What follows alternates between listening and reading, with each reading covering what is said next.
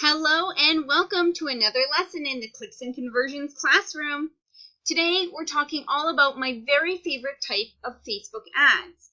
They're called lead generation ads. Lead generation ads are fairly new and they have a ton of advantages. With common clicks to web or conversion ads, you need to send people off of Facebook to a landing page. This usually means you're paying a company like Leadpages or paying your website designer an additional cost in order to create this landing page for you. Well, you don't have to do that anymore. The other downsides to using a landing page include the drop-off that happens when people visit them. You see, you might get 100 people to click on your Facebook link, but if your page takes 2 or 3 or 4 seconds to load, people simply don't have the patience to wait for that page to load, and therefore they hit the back button and they end up right back on Facebook. Or for the people who do have the patience, who wait the time to look at the page and have it load, they might read what's on your landing page and not feel motivated enough to give you their email address. So there's a drop-off. Typical landing pages can convert between 5 and 20% of the people who see them. That leaves, on a good scenario, 80% of the people that you're sending who aren't taking the action that you're looking for. So we're going to solve all of these problems and get added benefits by using lead generation ads. First, let's look at a lead generation ad so we can understand how they work. Here, you see a lead generation ad that an author is running. This author is looking to collect email addresses and then send people the free edition of her ebook, at which point she'll ask for reviews and enter them in a giveaway. She keeps motivating people to participate and buy the book. Now, what happens is when somebody clicks the sign up button on her ad, they get a pop-up instead of going to a landing page. This same action works whether they click the photo, the headline, the description, or the sign up button itself. The pop-up that appears here is called a context card. This is an optional step, but one I highly recommend, and I'll show you how to set up in the tutorial. Your context card gives you the opportunity to put an image at the top of your form. It also shows your profile picture and gives you a short headline. In this case, the headline is Claim Your Free Ebook. Now, underneath your headline, you have the option to either put a paragraph or bullet points explaining to people the benefits of your giveaway. Now, this could be a giveaway, this could be signing up for your newsletter list, this could be qualifying for a raffle or a contest. I've run lead ads like this where people get 50 free videos, or lead ads that, again, enter people into some kind of giveaway. These are really effective, and it also works if you're giving away some kind of ebook, printable, or other subscriber gift. Now, once people are compelled after reading your paragraph, they have a call to action button. We get to customize the text on this call to action button, which is really nice. So in this case, they click the button that says Get the Book. When they do, they're taken to our lead form. Now, the lead form is really cool because it auto-populates with the information that somebody has logged into Facebook with. So it puts their name and email address right there for you to see. Now, in this case, they also are going to put in their data policy. And that's because Facebook does have their own policy, and you as a user need to agree to it. Now, when you hit the submit button, you'll be taken to an option that says view the website. So at that point, you can send people right to the website where they can collect the information on your book. They can collect the giveaway, they can collect the coupon code to your store, or whatever else it might be. So the other benefit of doing this is that at that point, you already have their email address, and it's a really good practice to then follow up via email and send them the giveaway that they just signed up for. So now you're wondering, how do I create one of these awesome lead generation ads? And I'll show you how. it starts on your Facebook page. So if you head to the admin area of your Facebook page and then click on the option that says Publishing Tools. From here, this is where you would typically access your scheduled posts or draft posts that you have. And now it's also the area where you can create your lead form. Lead forms are located in the form library. So if you look at the left-hand menu, almost all the way at the bottom, you have an option that says Form Library. So you'll click that. Now, once you've clicked on your form library, you'll see any existing forms that you have, and you have the ability to create a new form. For this demo, we'll be creating a new form. When you click Create Form, you have two options. You can create a brand new form from scratch, or you can duplicate one of your existing forms.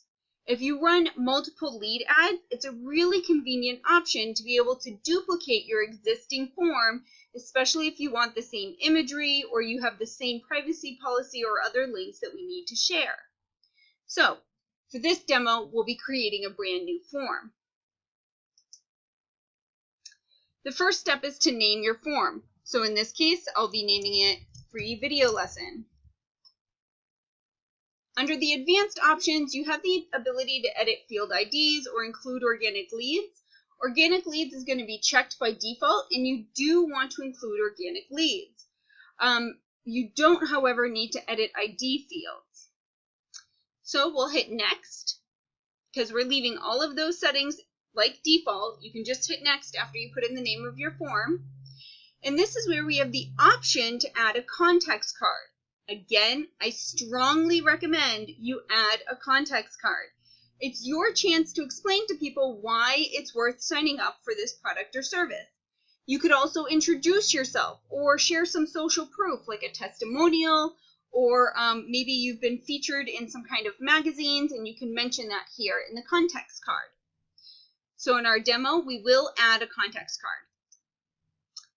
The things that you'll need for your context card include an image, a headline, and your text. So for our headline, we have a very short 45 characters. So you really need to nail down what your headline is, make it short and sweet. I recommend you make it something that speaks right to the person who's signing up. So maybe it reiterates your call to action.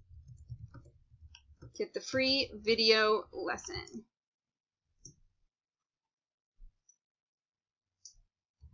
Get your free video lesson. There we go. Now, with your image, this is the same size image that you use for any clicks to web or link ad. It's 1200 pixels wide by 628 pixels tall. Simply click on the Upload Image button, find the image in your computer, and hit Upload, or choose. Now, once the image has uploaded, you'll see it in your preview. You should know that this little gray box above where it says Forms Library is going to be your profile picture, the profile picture from your Facebook business page. So you may not want to use the same image that is your profile picture in your image on your banner photo. Our next option is to choose our layout. This is where we're deciding if we want to do bullets or a paragraph. So for this instance, I'm going to choose paragraph. So at this point, you should already have your ad text ready, and you'll just paste in whatever you'd like. Now the last thing is to decide what you'd like your button to say.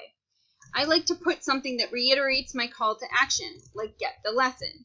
The idea here is that on the ad, then on the context form, then when they sign up, they're hitting buttons that have similar actions that say get the lesson, or sign up, or subscribe. So try to use similar language throughout the ad. All right, once you have that information plugged in, you can hit the Next button. Here, once you hit Next, what you're choosing is which fields you'd like people to fill out for your form. Now, you can add a question, and this would allow you to add a custom question, like if you wanted to ask, well, a common question my clients ask is, do you live in Hawaii or the mainland? And so that's not a default Facebook question, so they like to put that in. Or you might ask, are you a fan of sporty or chic, trendy things, right? So you might come up with a custom question that would help you send these people the right information in your marketing. In this case, I'm not going to add a question, so I'm going to hit my little X button, but I do want you to see the more options that you can add on your form. Any of these top options that you add will be automatically filled in on Facebook. But the same rule applies here as on landing pages. The less information you collect, the more people who will opt in, typically. So I don't need their full name, I only need their first name, and therefore I'm collecting slightly less information. Now, the sign up by providing your info below is the default text that will appear there, and you don't get to edit that. So once you have your information plugged in, you'll hit the next button. And this is where you need to put in link text and a link to your privacy policy.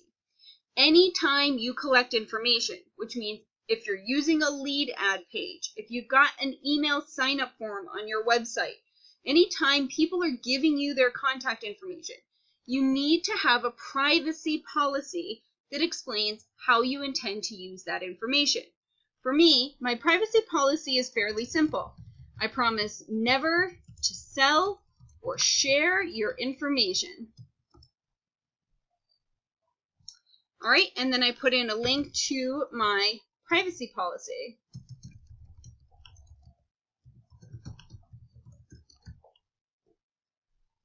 All right, and just make sure that there is something living on your privacy policy page. And on your privacy policy page, you might also include text about Facebook Pixels, Google Analytics, and again, collecting emails, so how you plan on saving and storing the information.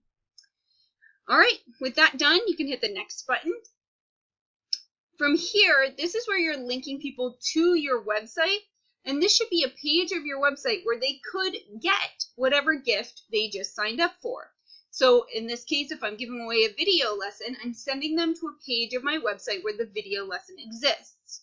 Or you might be sending them to your shop and with a special message that appears with the coupon code they just signed up for. You might be sending them to a page where they can download your ebook, or where they can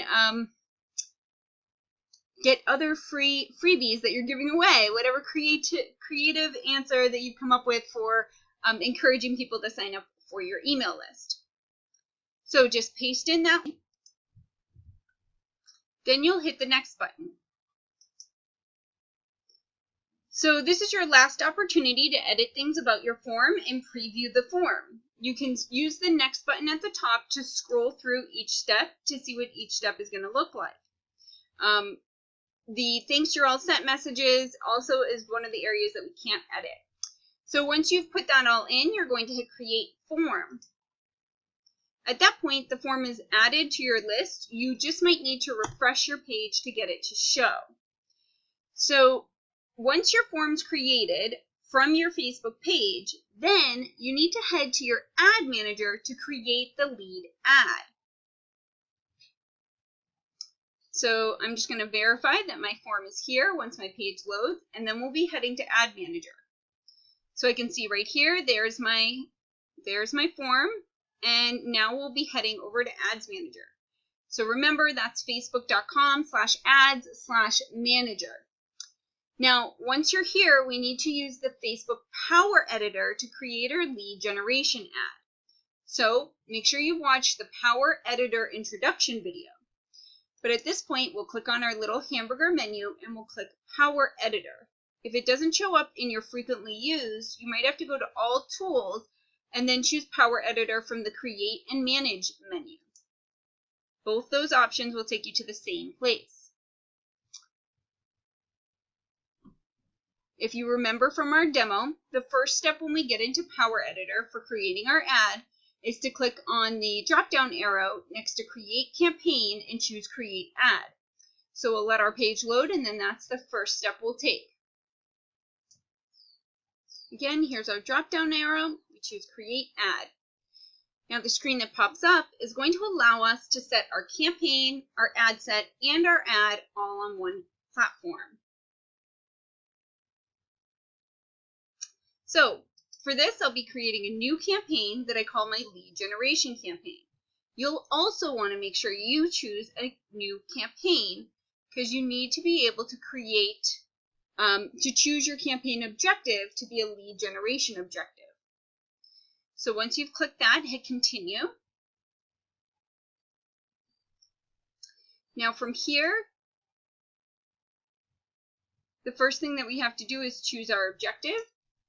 So choose our objective and name our ad.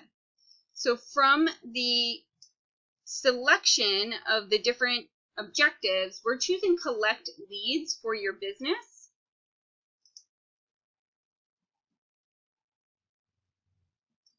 And then once you've selected that, you'll notice your campaign name defaults to lead generation. And then I like to put a dash and explain which campaign this is. So free video lesson. Because sometimes you might run multiple lead generation campaigns. With your campaign objective and name set, you're taken to your audience. Now in our audience demo, we talked about how to create saved audiences. We also talked about how to make audiences based on our website traffic. And we talked about how to upload an email list so that we can also create an audience based on people who are already on our email list. For this type of ad, I recommend that you send it to your website audience or the saved audience.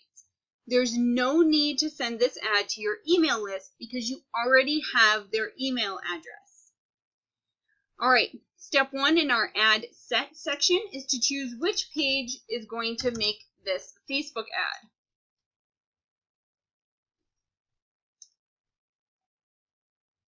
If your message pops up that you need to read and accept the lead ad terms, which it will the very first time, simply click on View Terms and you'll get a pop-up. This is where you can read the terms, and I recommend reading them so that you can understand what you're committing to. In essence, what it says here is that you're going to be very responsible with the information you collect, that you use everything in accordance with the Facebook platform privacy policy and advertising policies.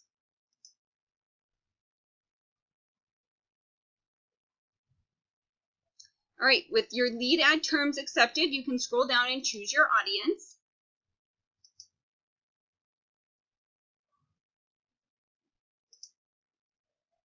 Or you may choose to create a new saved audience.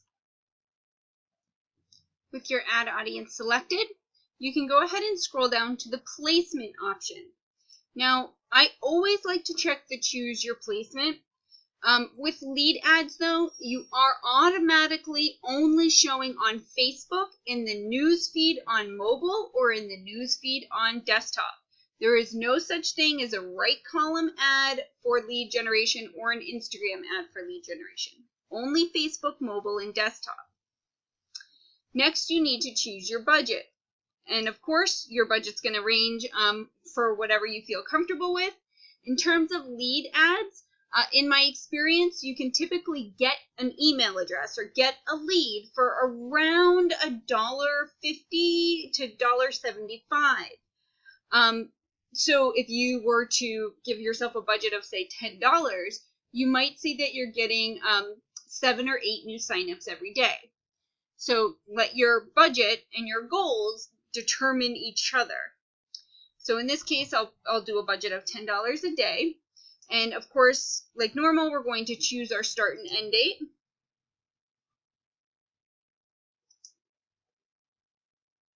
And then you'll see how much you're willing to spend over that period of time. And automatically your lead ad is optimized for leads, which is perfect. But you do get charged by impression. This is different than most ads.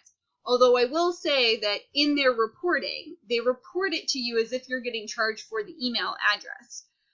But technically, they can't let you necessarily bid for a lead. You do have to pay for the impression. All right, and so at this point, you can name your ad set and hit continue. This is where you get to create your actual ad, and this is where we tell Facebook which lead form we're using, which is why we had to create our lead form in an earlier step.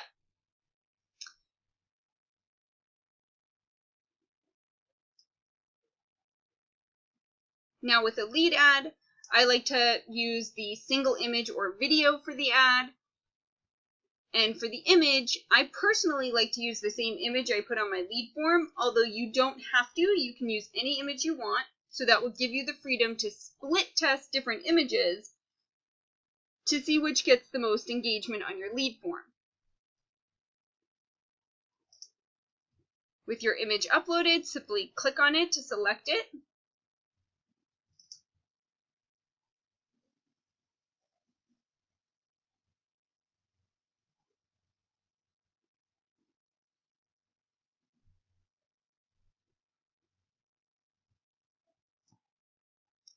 If with your images you'd like to test multiple images for the same ad, simply add more images and Facebook will automatically create different versions of the ad and you will be split testing those images.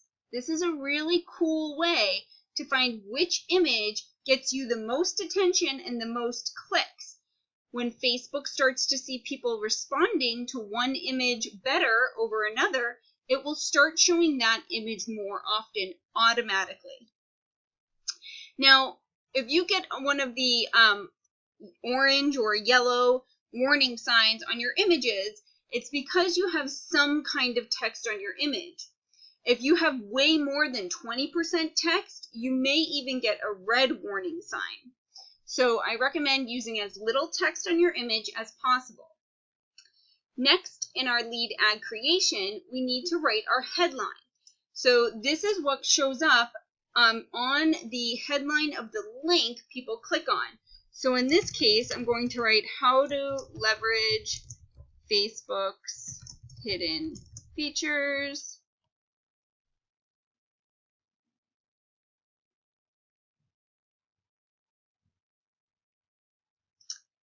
And then the text is going to say,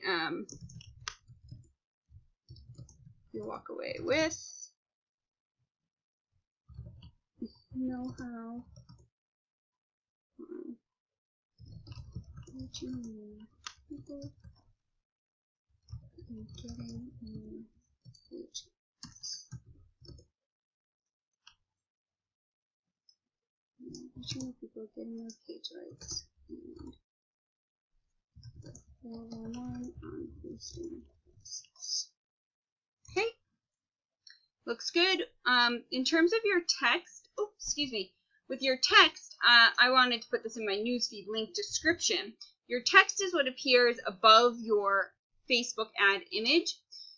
This is usually what you have written, and then underneath your link headline is the Facebook link description, and that is an important aspect because if somebody were to share your post, then it carries on. Now, lead ad posts can't be shared, but people can tag their friends in the post.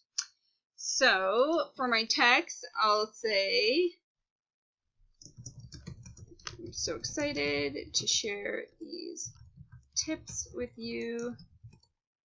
They are super actionable and really easy to implement.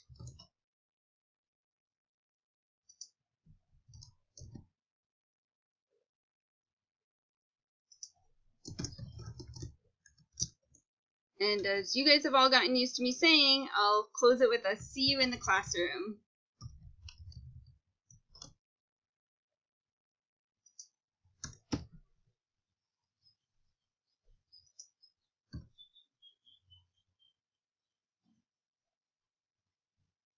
Okay, so with your ad created, next you need to decide on your display link.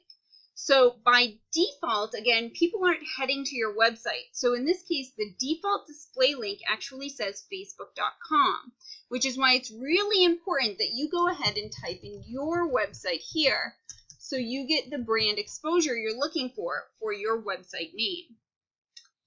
Now, in terms of pixel tracking, you want to make sure that you're tracking all conversions from your pixel. And then the last step is choosing your lead form.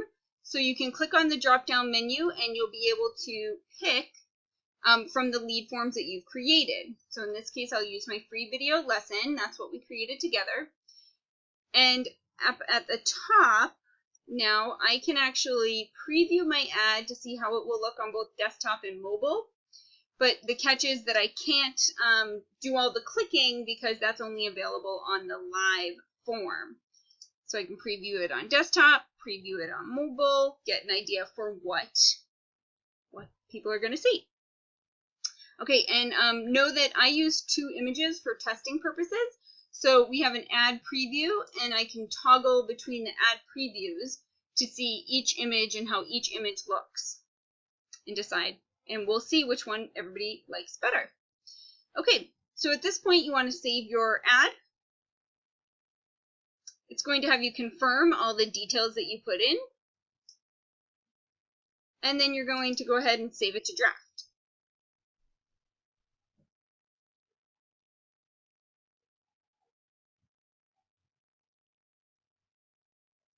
Since we used Power Editor when we created the lead ad, we saved it to draft, and once we know that everything loaded correctly, all we have to do is hit our green Review Changes button, and that will upload and activate the ad.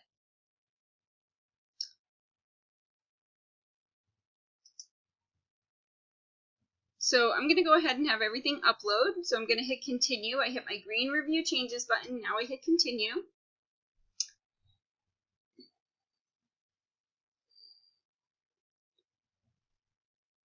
And once all the changes are applied, I can hit Done.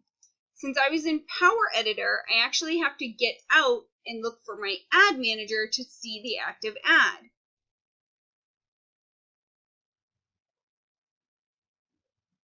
With any ad, you can always click on the blue to gray toggle button to pause the ad in case you're not ready to start it yet. This comes in handy too if you want to pause to make some changes or something like that. So once my page loads, we should see under the campaign name, there's my lead generation ad. This is our blue to gray toggle button, which will let me turn the ad to inactive if I so choose, or blue, meaning I want it active. And then what I'd like to show you next is an active lead ad and the type of results we're getting so you know how to look at your lead ad results. All right, so what I've done at this point is I toggled over to another account where we're currently running a lead ad. I made it so that we're looking at the last 7 days results. And we can see the chart here that tells us how many results we collected and at what cost they came in. We can see that the results here are how many emails we collected. So we've collected 180 emails in the past week. We reached 17,000 people. And here, this cost is where we can see how much it's costing us per lead. So this is a really important thing to monitor. You want to make sure that you're comfortable with the cost per email. When you're thinking about how much it costs you to acquire an email, one really important thing is to not think about only the first purchase you're trying to get them to make, but that this person might be a lifetime customer.